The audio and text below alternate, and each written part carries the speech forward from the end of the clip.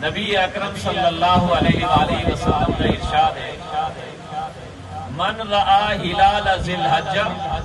فاراد ان یضحی جائیں بندے نے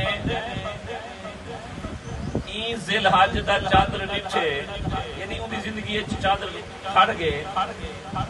فاراد ان یضحی ان کا ارادہ قربانی کرن دا بھی ہے قربانی بھی رکھی کرے فلا یاخذ من اظفارہ ولا من اشعارہ نہ وہ اپنے نہو کٹے نہ اپنے بال لوگ آتے پوچھتے تھے داڑھی کٹنا جائز ہے سیدھی طرح وہ اللہ دے ولیو پہلے کٹنا جائز ہے جو بھی ہوں ہی جا رہے پوچھتے کو یہ تو ہر ویلے نہ جائز ہے لیکن اتنی مسئلہ یاد کرا ہے یہ ثواب والی شے کہ اگر نہ کٹو مال نہ کٹو تو آپ کو اضافی ثواب ملے